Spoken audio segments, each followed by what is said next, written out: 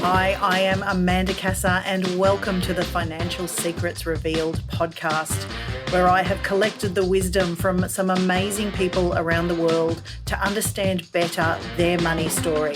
I have financial advisors, multi-million dollar corporate executives, and those surviving on Centrelink, even running global charities. I hope you enjoy listening to the episodes as I speak with these incredible people about their stories.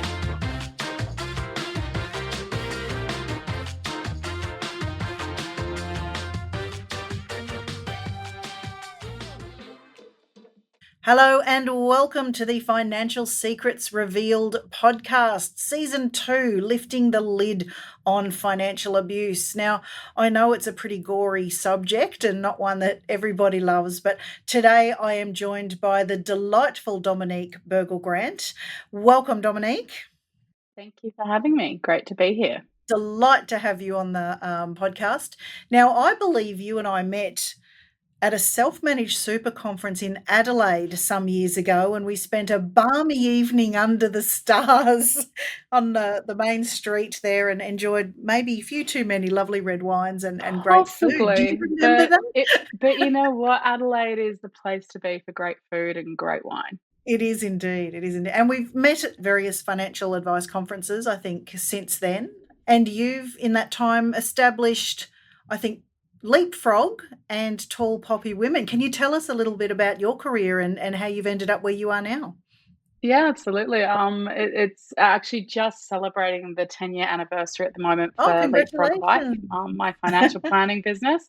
Past that mark, and we're about to hit 4 years with Tall Poppy Woman, which is focused on helping women specifically going through separation and divorce. Leapfrog Life is a more traditional financial planning advice business, mostly focused on 40, 50-year-olds who are accumulating. That's the type of client I like to work with. What can we create? It's really, really enjoyable. Now, you're someone who loves to walk the talk and have a wonderful lifestyle and not bury yourself in work. So you're a great example for your clients. Now, you are kind of an Australian expat living in Wanaka so that you can enjoy hiking and skiing. Is that true? It is true. I have been over here now for 3 years. I started coming to Wanaka in 2010, actually. It was right before I started my business. I was actually a work conference with my old employer to Queenstown. I'd never been to New Zealand before. And it's going to sound like a New Zealand promo ad. It does. Basically, I remember crossing the coast and seeing these incredible snow-capped mountains and going, wow, and how is this only just over 2 hours from Sydney? So it was, and then I came back every winter and it kept going longer and longer, and everyone told me it was better in summer, and I didn't understand how. And then I came back in summer, I bought a section of land and just built, and we were just talking before we started the recording about the fact that I built, sold, and bought something else. So, and Yeah, in I was looking forward to staying in that last place, which I'll never get to do now. But Thank you, COVID. the beautiful Wanaka means that this morning I've been able to get up the ski fields, do that, get some work done, and here we are having a chat. And I have to confess, I've actually never strapped on a pair of skis. So I will lump on your doorstep one of these days and go, right, take me. Please do, please do. Take me to the slopes. So I look forward to that very much. I'll probably break an ankle, but okay. Well, if you come in summer, we can go boating and enjoy some more good food and good wine. Why not do both, like the taco ad says? Now, tell us a little bit more about the work you do with Tall Poppy Women and helping women, especially through separation and divorce, because obviously this series is all about shining a light on the subject of financial abuse. And is it something that you see a lot of when helping these women? The reality is when people go through separation, there is always some element of abuse. It's whether it's abuse to ourselves because we've given up our own personal boundaries and we don't recognize who we are, or whether it's an abuse actually caused by our partner, or we cause the abuse to our partner around the fact that we want something or we want to take control of something. So it is incredibly common amongst there was about 3,000 women in my Facebook group, who are all going through the process of separation and divorce. Really happy to say that some of them stay on for longer to help out those newbies and the lessons that Oh, they've actually wonderful. learnt, which is fantastic. But the main thing that is consistent is that there is a level, particularly with females, and that's why I focus on the area. I'm a female who's been through divorce myself. I know it, I understand it, and just recognizing the fact that financial abuse and any type of abuse in a relationship is incredibly common. And one of the main reasons I actually set up the Facebook group and decided to establish Tall Poppy Woman is because it's a really lonely journey when you think it's just you. And one of the biggest Absolutely. things you can do is normalize it. Because if you understand that you're not the only one and that it has happened to other incredibly smart, intelligent, independent women, um, the reality is that if you can normalize it, it feels less of a burden. It feels that it's something that you can actually learn from, move on, and make sure that you understand what those boundaries are. So if you move into another relationship in the future, you know exactly what it is, what those red alarm bells should actually be. Okay, so kicking off with the alarm bells, I know we've spoken before, like it's, I suppose, the frog in the pot. We don't wake up usually with a partner and go, wait a second, you're abusing me, or we Mm. might, but there's often this really long, slow process of gradualism where we give up ourselves. So, asking that question, what are those alarm bells? What are people to be aware of or look out for on that journey? It comes down to how, as a couple, you talk about finances. Do you have a joint account? Are you allowed to keep a degree of financial independence? I tend to find the most successful couples do keep a degree of financial independence themselves and perhaps decide what assets and expenses should actually be joint. Invariably, there's a discrepancy. Sometimes the female earns more than the male, and sometimes it's the other way around. But it's really about understanding what is actually fair. Can you have that conversation about money? It may be just little comments like, "Oh, you don't know what you're doing with your superannuation," or "You don't understand investments. I'll do that." Just little digs, little things that just undermine your confidence or, um, I'm better at that. Don't you worry about it. And sometimes in relationships, it's really easy to go, you trust this person. Actually, yeah, I will let them handle this, and I will let them look after our family investments, and I will let them have all the conversations with the mortgage broker or whoever the finance professional is. But the reality is that in a relationship, you have a responsibility to yourself to properly understand the family household's financial circumstances. It is not something that you should ever delegate. Even though you may have complete confidence in your partner, you have the responsibility to actually understand.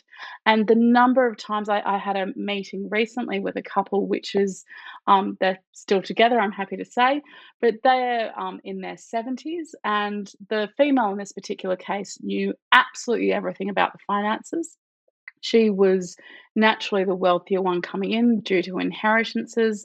And it was really clear the husband had no idea about where the money was, what was involved. They're running a self managed super fund. We're not talking about a small pot of money here, we're talking about a substantial pot. And at least by going through the financial planning process, and any good financial plan is going to make sure both parties are in the room. Both parties learn and understand exactly what the pot consists of and exactly what the right strategies are. Now, if you don't have a financial planner, you need to make sure that there is that transparency. Because the one thing that is for sure, if things are starting to turn sour in a relationship, and you are thinking that you're heading towards a separation or a divorce, people will start to, the more financially savvy one will start to try and hide assets, will start to perhaps squirrel away bonuses and those sorts of things. So it is about understanding it is a responsibility in a relationship. And if your partner's not enabling you to be that joint voice, you need to stand up for yourself. You need to set that as a hard boundary. Interesting. Now, do you find, like, when you've spoken about how, we often delegate that role, not only, do we still do that to some extent, but that's been very traditional in relationships for many, many, many years. If the hubby was the breadwinner and more switched on, or, perhaps if he was a tradie, the wife would do the books. So, I mean, it's obviously very common that there is someone who puts their hand up and goes, "Look, I'm probably, a bit more okay with that. I'll do it." So, where do you find that there's that blurring, and how can we put our hand up and say, "I need to get my head around this. What do I do?" Look, the I've seen plenty of examples in relationships where the more savvy partner will actually just sit down with the other partner once a month and go, "This is where we're at. This is what we've spent this month. This is what the balance is of all our accounts." And just to, it only takes 5 minutes once you set the process up. But kind of having that financial meeting, whether it's with your financial planner independently or with an accountant, it's about knowing where you're at. And the one thing that you know and I know as financial planners is if our clients financially know where they're at, then guess what? They're going to feel pretty strong about what their future options actually are. It's much better to be aware than to be blinkered. Yeah, I've got a gorgeous elderly couple myself at the moment, and when they walked in together, the prime goal of his was, "We've got a self-managed super fund. I'm 81. If I drop off, I want it to be easy for her." So it was a fabulous, I suppose, goal, not one that you come across every day. And there was a lot of work to do to get it, much easier for her. And she still gets the glazed look in her eyes when we talk. Like, she doesn't want to know. She's not interested. She's dragged along to the meetings, but she understands now what's involved and what happens, if he does pass. And I think it's a beautiful and loving thing that he's gone and done this and sat down, with the three of us, that we can make this work for her. So I think contrasting loving and respectful financial relationships is a really good way of then highlighting, well, is this what I was hoping for or not? So do you find that's a good example, or you're, I suppose, working towards having your couples become financially responsible together? I think it is about saying you're jointly responsible. You jointly have to adult with your lives. You can choose to act like a teenager or someone in their 20s and spend everything that you've got. But one of the key points of friction, we know that money is one of the top three reasons that people do separate. And that is for a whole variety of different reasons, but a lot of it comes down to not having conversations, lack of understanding, not moving into the same place. But we also know that we've all got very different financial personality types. And it's really interesting when I talk to women going through separation and divorce, and I say, well, these are the different types of financial personalities. And they're like, oh, that's my ex. Oh, that's me. That's why we couldn't actually communicate. And it's actually just understanding. There's plenty of websites you can go on, what's my financial personality? And it's actually quite a fun exercise to do with your partner because it actually helps you find some common ground. A frugal person is traditionally looked at as someone who's more financially responsible, and the person who's accused of being the spender personality type is, oh, they're just out buying things, buying things, buying things. But actually, I've seen frictions in couples in relationships like that. But if you can sit down and go, okay, well, actually, a frugal person is actually going to get paralyzed by indecision. And you've probably seen these people, Amanda, where that they know exactly what they're spending, they write it down, they've got spreadsheets, they know exactly what's going on. Often called tight ass by their partner, Yep, yeah. yep, and their friends, they're the last person to buy the Yep, round of drinks at the bar. yep. But the reality is that the spender is actually really easily motivated. If you say to a spender, actually, if you stop spending on these things, you can have that home or you can have that comfortable retirement. They're very goal orientated. So together, a frugal person and spender can actually be a really good couple if they know how to talk about money and if they can respect each other's differences and nuances. Oh, okay, that's a whole other ballgame, isn't it? But I love the, idea of these joint conversations, and I think the abuse often occurs when you don't have the joint goals, or you haven't spoken about those, or you assume that the partner is working to the same goals you want, and whether that's the children or the house or the holiday or whatever. And I think we do so much damage to ourselves by assuming that we're all on the same Yes, page. you probably heard my deep breath there. Look, that assumption is the worst thing that you can do. I think we stereotypically go, well, you get married, you have kids, you buy a house, you get a dog, whatever it may be. It's almost not even a conversation around goals, it's a conversation around values. It's a conversation around what are the values, what are the priorities that we want as a family.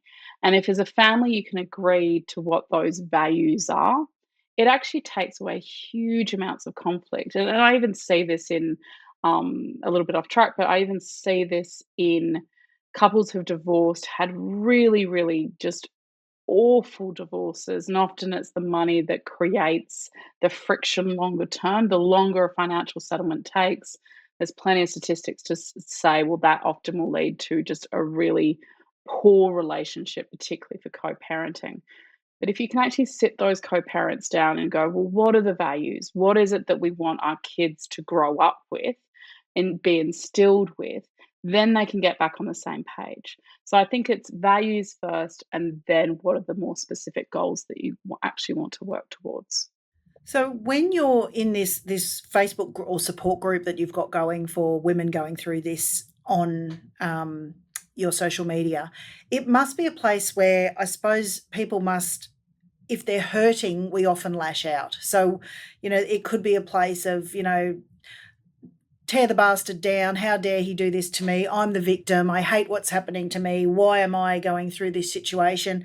How do you turn situations where that is typically how many people react to these incredibly negative and emotional situations into something that, let's talk about boundaries, let's talk about relationships, and let's talk about goals? I mean, you're changing somebody's mindset Mm. here from, a victim to survivor, and that's not always easy. So how do you manage that? The first thing is respecting that period of time where the individual is and has to be allowed that emotional reaction.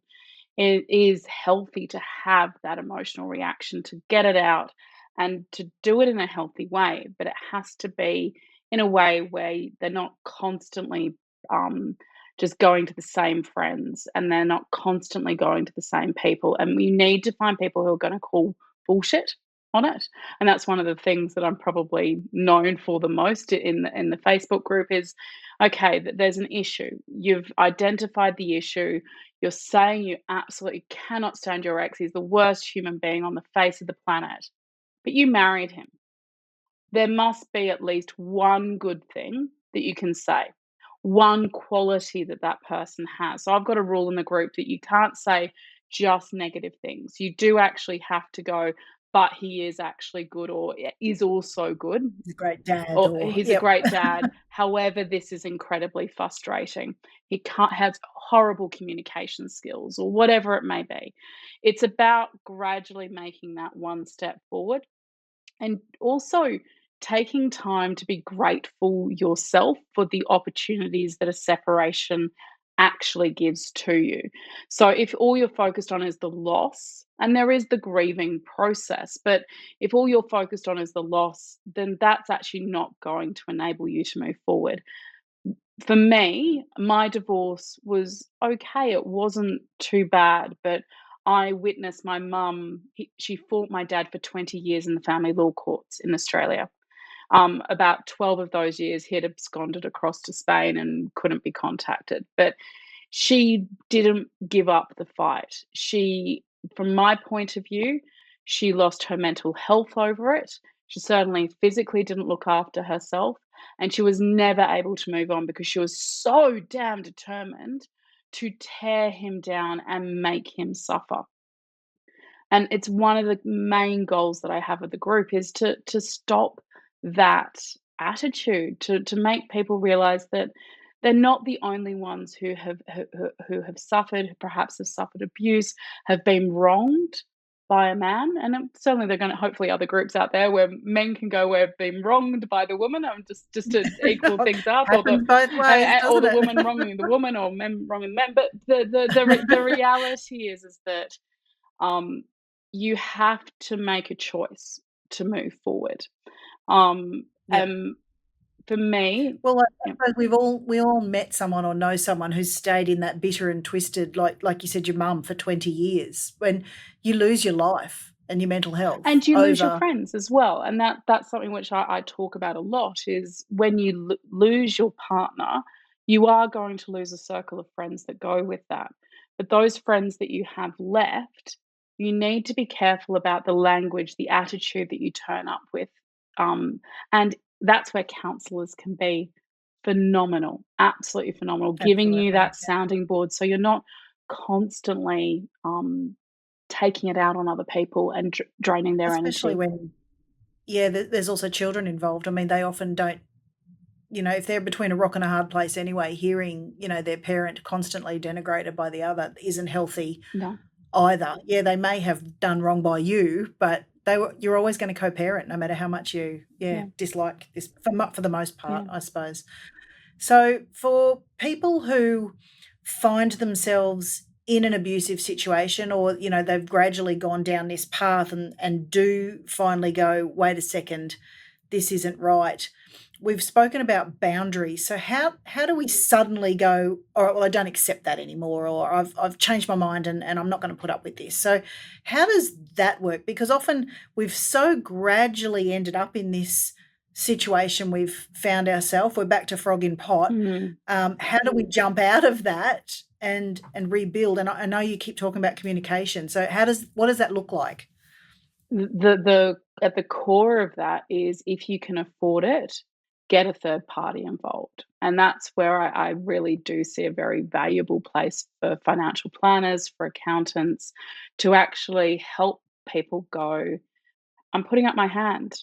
And there's the simple thing to go is I'm putting up my hand. I don't understand and I want to understand. And if the partner's not willing to actually engage, go, look, I think it would be really good if we have a financial planner to help me learn so I feel more confident about what the choices are and the decisions are that we're making and that we're working towards the same end goal. It's almost the easiest way to change the position isn't to be accusational and say you've taken control, you've done this, you've done that, because in that process you've also have to acknowledge that you've given away your own boundaries. So it's about saying, "Hang on a second, I've realized that I'm not comfortable with this." It's acknowledge fault. You don't sit there Yeah, and sometimes we wait. do create the monster, don't We we? do, So and look, and sometimes your partner might not be the type of person who's immediately gonna acknowledge their contribution to the position that you find yourself in. But acknowledging your own fault, going, "Look, I haven't taken personal responsibility. I believe this is really important," and it may be something's triggered that. And it might be that you've seen a friend go through a divorce, or you've seen something happen with your parents or one of your siblings. Talk about, I'm now wanting to take responsibility. I'm sorry I've left it to you to take this entire burden. I want to help. I want to help now. So there is a better way of doing it than going, woken up, you've been wrong and you've been financially abused me. And look, it is a serious topic, but it can be managed in a smart way. so suddenly you're faced with the divorce, you've got kids, you think, "That's it, I've got nothing. I don't know where anything is. I've signed these documents I haven't understood. The lawyers are breathing down my neck. I've got nowhere to go. I'm gonna have to, couch surf. The lot's gone." I'll say he's taken it just to be generic. What's next when you're at that rock bottom? Where do you go? So, for those who are fortunate enough that there is some level of financial resource in the household, um, the first thing is to talk to a lawyer about getting interim orders to get money to pay for your bills.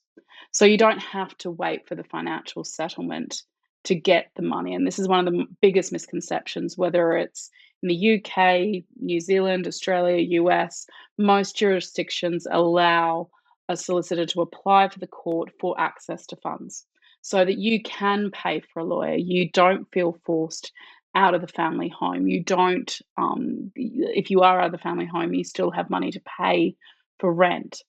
One of the biggest things that I see is financial abuse in the heat of a divorce is exceptionally heightened. If you've had a partner who has had the tendency to be abusive, whether that's physically, mentally, or financially, or a combination of those, it is only going to get worse in the heat of a divorce.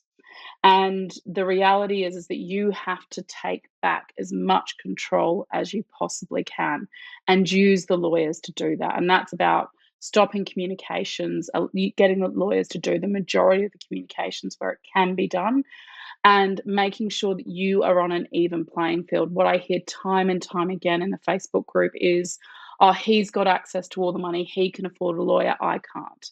Well, if he can, you can. And the court system is set up in such a way that it is designed for mediation, it is designed to be fair, and it is designed to give an even playing field so both parties can have equal, fair representation. I think that's the first thing to properly understand, is you're not just out on your own. The second thing is properly, if you haven't understood what's in the family, what the family finances are actually all about, it's time to get to know them really, really quickly. I've got a checklist in the Facebook group that's in there. I think it's also an ebook on the website. What are the things that you really quickly need to gather? Because the longer you leave it to gather that information, the harder it is to actually obtain. And obviously, if you're in a very complex situation, you may need to get a forensic accountant actually involved to really delve deep and get the information that's necessary. But I've seen That was, I suppose, yeah, the next question. Like, if you don't even know what all the assets are that you've got together, how do you even go about finding them, especially if they have been hidden from you? Yeah, the best place is to try and get a copy of someone's tax return, because that shows sources of income, and often with account numbers. I've had solicitors request statements. So in Australia, for example, the Australian Taxation Office knows where everybody's superannuation funds are. You log in. We've asked for screenshots of that to prove what super balances there are. Super is probably the easiest thing for people to try and hide, but it's very easy to uncover. And it's about looking through the bank statements. Very hard if it's only been everything's in one person's name.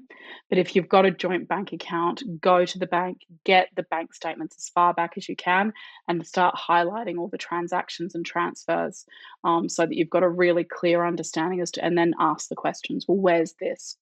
Is it the same account name? Those sorts of things. So, um, but again, if you need to get a forensic accountant involved, they're certainly worth their weight in gold.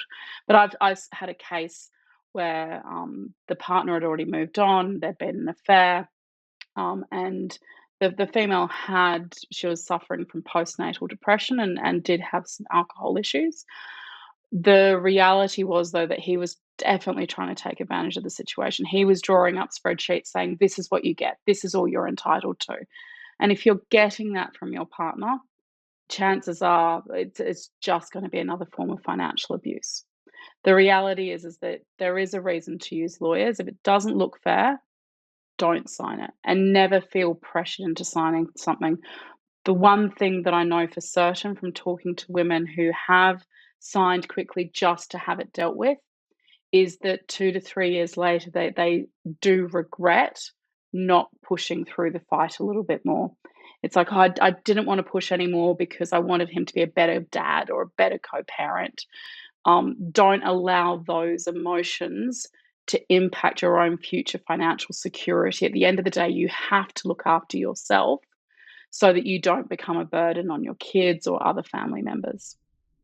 It's bullying, I guess, Ah, to a degree, isn't it? total And that there's bullying. also that, the emotional overload. You're going, "I just don't wanna play this game anymore," and, you do cave. So, with, financial abuse, I know in the States they've recorded that it occurs in about 99% of all domestic violence cases. I believe in Australia, the figure's well over 90% as well. So that then brings in a bit of, I suppose, a need for caution and concern. Obviously, when you're helping people who are in, also physical danger of violence, how do we then, I suppose, assist friends or family members to escape these not only financially, but emotionally and physically abusive relationships as well? Are there any tips that you've learned from ladies who have had to do that in your group? Yeah, so when you're still in the relationship and you know that you want to get out, and you can't, you know you've got a partner that you can't have these conversations with, it's about trying to build up a bit of a kitty on the side.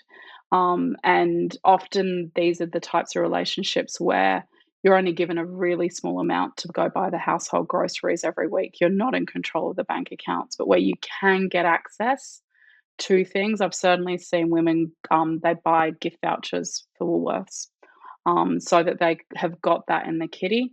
If they do have access to cash, they make sure that they get it and they put it somewhere outside the family home. Setting up your own bank account is a really, really good start. It's the first thing you're going to need to do in any case.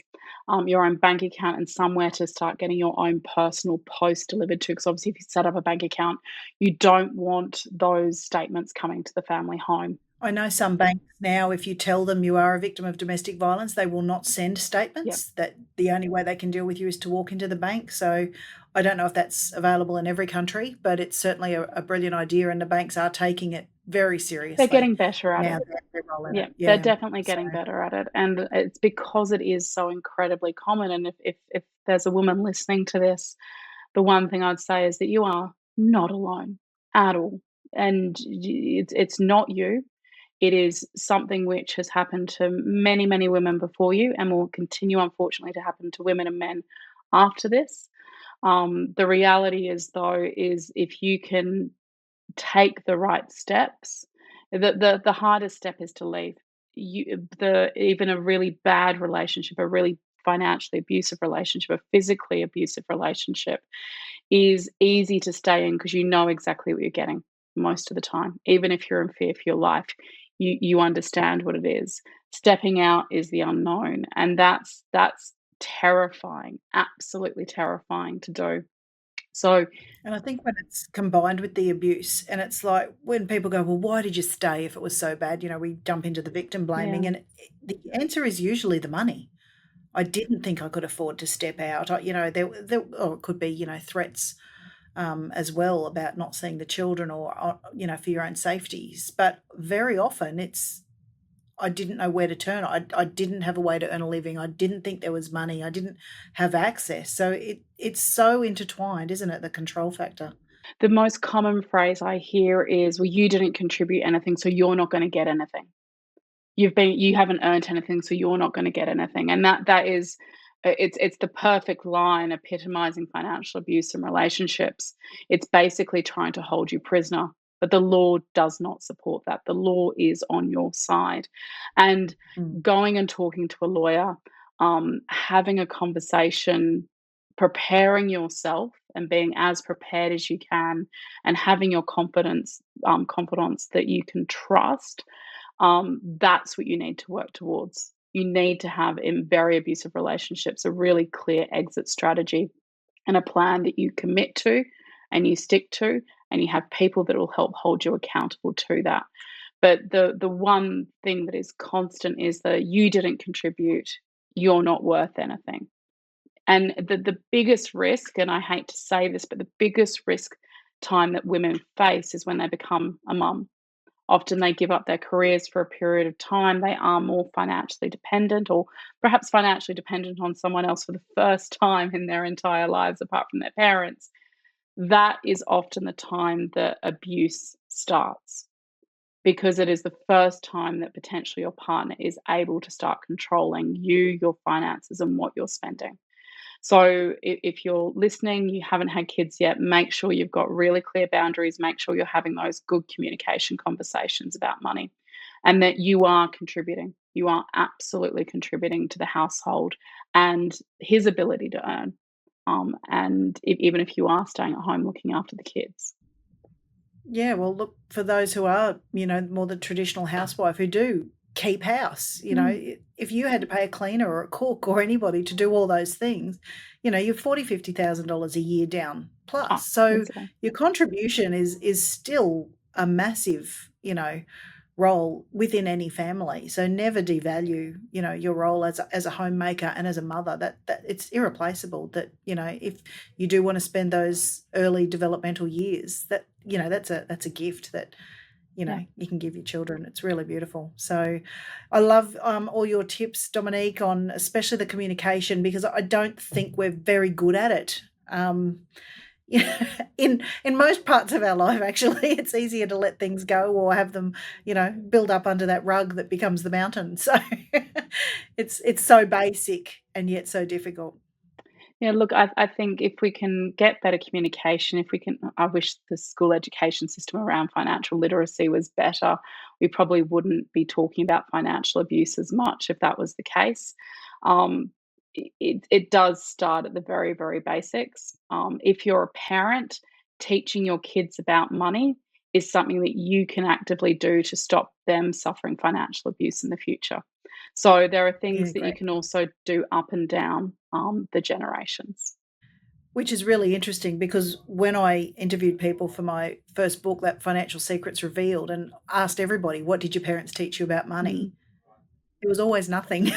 There was there were the unspoken lessons, but Mm. there was no, "I'll need to sit down and show you either how to run a budget or how to do your spending plans or how to, divide up your wages each week into pockets or buckets or whatever you Yeah, wanna call it." So, yeah, great ideas there. So, thank you again so much, Dominique. If people wanna learn more about Tall Poppy, where do they go? just tallpoppywoman.com, and or you can find us and search within Facebook, and you'll find us in there. Perfect. I think there might be a few reaching out to get some top tips from you. So, thank you so much again for joining us. We've really appreciated learning from you. Absolute pleasure. Thank you. And that was another episode of Financial Secrets Revealed. Thank you so much for joining me. I hope you got some nuggets of wisdom out of that guest and enjoyed listening to their story. If you'd like to know more, please reach out to me. My contact details are in the show notes, or hunt down your favourite bookstore to find Financial Secrets Revealed and learn more for yourself. I look forward to hearing from you.